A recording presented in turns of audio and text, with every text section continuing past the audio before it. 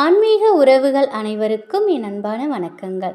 இன்றைக்கி நம்ம பார்க்க போகிற பதிவு சோடசக்கலை நேரத்தை பற்றி தாங்க. சோடசக்கலை நேரங்கிறது அகத்திய மாமுனிவர் அருளிய மிக மிக சிறந்த நமக்கு பணம் வரவு கிடைக்கிறதுக்கான அற்புதமான ஒரு நேரம். ஒரு 5 நொடியில் நமக்கு கிடைக்க வேண்டிய அனைத்தையுமே நம்ம வசப்படுத்திக்கலாம். 5 நொடி 2 மணி நேரத்தில் அந்த 5 நொடி வரக்கூடிய அது எப்போ வரும்னே தெரியாது. ஆனால் அந்த 5 நொடியில் மும்மூர்த்திகளோட அருள் நமக்கு கிடைக்கும். மும்மூர்த்திகளோட அருள் நமக்கு கிடைக்கணும் அப்படின்னா அந்த 2 மணி நேரத்தை நம்ம பயன்படுத்திக்கணும். அந்த 5 நொடிங்கிறது 2 மணி நேரத்துக்குள்ளே எப்போ வேணாலுமே வரும். அதனால் நம்முடைய மனதை ஒருநிலைப்படுத்தி நம்ம அந்த 2 மணி நேரம் நம்ம இருக்கக்கூடிய அந்த பிரார்த்தனை நிச்சயமாக நிறைவேறும். சித்தர்களும் மகான்களும் சொல்லி வர எதுவுமே போலித்தன்மை கிடையாது. சித்தர்கள் சொல்லிட்டு போன ஒவ்வொரு விஷயத்தையும் நம்ம கரெக்டாக செஞ்சோம் அப்படின்னா, நம்ம ஃபாலோ பண்ணோம் அப்படின்னா, நிச்சயமாக நம்முடைய வாழ்க்கையில் பொருளாதார ரீதியான அனைத்து வித பிரச்சனைகளையும் நம்ம தீர்த்திடலாம். பண வரவை நம்ம அதிகரிச்சுக்கலாம். வாழ்க்கையில் இந்த காலகட்டத்தில் நமக்கு தேவையான ஒரு விஷயம்னு பார்த்தா அது பணம் தான். அந்த பணத்தை நம்ம ஈர்க்கக்கூடிய அற்புதமான நேரம் தான் இந்த சோடசக்கலை நேரம். இன்று 23/5/2024 இரவு 7:48க்கு பௌர்ணமி முடியுது. இந்த பௌர்ணமி முடியறதுக்கு 1 மணி நேரத்திற்கு முன்பே சோடசக்கலை நேரம் ஆரம்பிக்கும். சோடசக்கலை நேரங்கிறது 2 மணி நேரம் இருக்கும். பௌர்ணமி முடிந்து அடுத்து வரக்கூடிய பிரதம திதியிலும் 1 மணி நேரம் சோடசக்கலை நேரம். அதாவது இப்போது 7:48க்கு பௌர்ணமி முடியுதுனாக்கா 6:48க்கே சோடசக்கலை நேரம் ஆரம்பிச்சிடும். 6:48லேருந்து 8:48 மணி வரைக்கும் உள்ள நேரத்தை தான் சோடசக்கலை நேரம்னு சொல்கிறோம். இந்த நேரத்தில் நம்ம வேண்டிய வரத்தை பெறுவதற்கு பச்சரிசியை வைத்து சில பரிகாரம் செய்யலாங்க.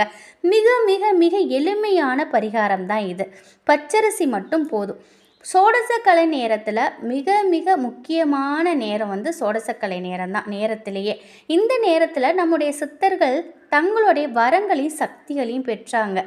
அந்த அளவுக்கு மிகவும் முக்கியமானது இந்த சோடசக்கலை நேரம்.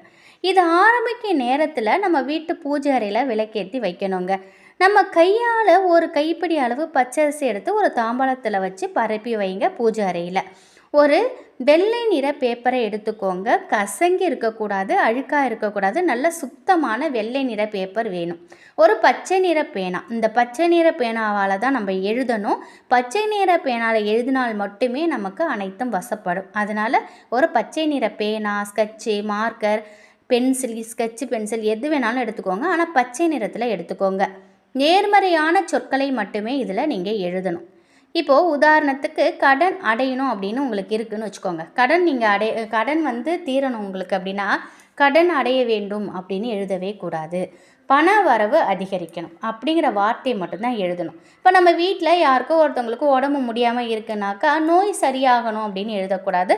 உடல் ஆரோக்கியமாக இருக்கணும் அப்படின்னு எழுதணும். அதாவது நம்முடைய எழுத்துக்கள் சொற்கள் நேர்மறையானதாக இருக்கணும்.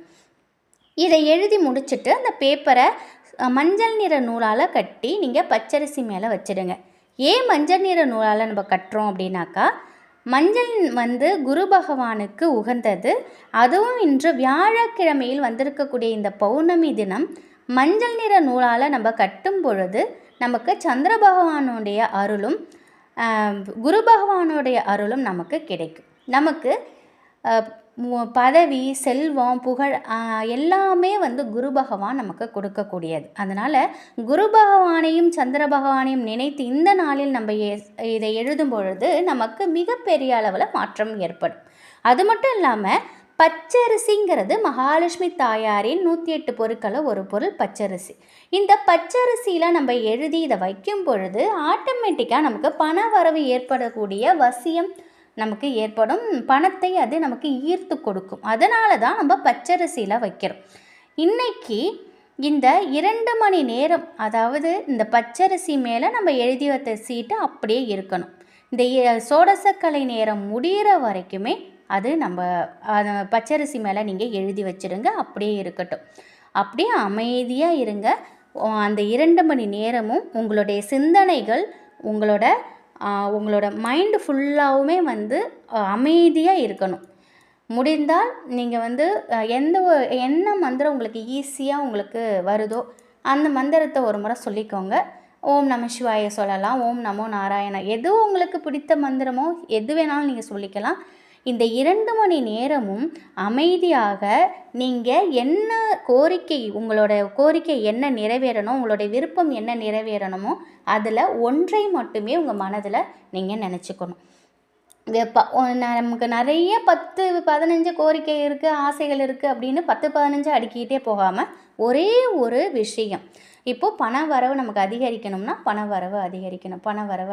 இதை மட்டுமே நம்ம மைண்டில் வச்சுக்கணும். நம்ம உள் மனசில் அதை சொல்லிக்கிட்டே இருக்கணும். அதுதான் ரொம்ப ரொம்ப ரொம்ப ரொம்ப முக்கியமானது. அதனால் ஒரு கோரிக்கையை வச்சு நீங்கள் பண்ணுங்கள்.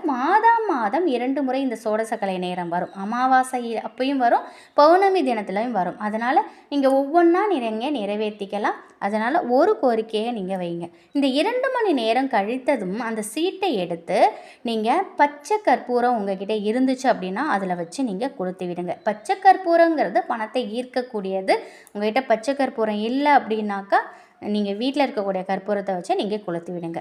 அந்த தாம்பாளத்தில் வச்ச பச்சரிசியை மிக்சி ஜாரில் போட்டு 1 2 உடச்சி நீங்கள் எறும்புகள் இருக்கும் இடத்துல எறும்புக்கு உணவாக போட்டுருங்க. வேண்டுதல் எழுதி வச்ச சீட்டை சோடசக்கலை நேரம் முடித்த உடனே எரிச்சிடணும். அந்த சாம்பலை வெளில கொண்டு போய் ஊதி விட்டுட்டு வந்துடுங்க. ஏன்னா அது பிரபஞ்சத்திட்ட போய் சேர்ந்துடும். பச்சரிசியை உங்களுக்கு இன்றைக்கே செய்யணும்னு இல்லை, உங்கள் வசதிக்கேற்ப நாளை அல்லது நாளை மறுநாள் நீங்கள் உடச்சி எறும்புகளுக்கு உணவாக போட்டுடலாம். இந்த 2 மணி நேரத்தில் ஏதாவது ஒரு 5 நொடி மட்டும்தான் நமக்கு வேண்டிய வரம் கிடைக்கும். இந்த 2 மணி நேரமும் அந்த சீட்டை பச்சரிசின் மேலே வச்சிடுங்க. மிக மிக மிக எளிமையான இந்த தாந்திரிக பரிகாரத்தை இன்று சோடசக்கலை நேரத்தில் நம்பிக்கையோடு செய்தீங்க அப்படின்னா நிச்சயமாக உங்கள் வாழ்க்கையில் நீங்கள் என்ன நினைத்து இதை பண்ணீங்களோ அது கண்டிப்பாக நடக்கும். அந்த மும்மூர்த்திகள் உங்களுக்கு அந்த வரத்தை வழங்குவாங்க.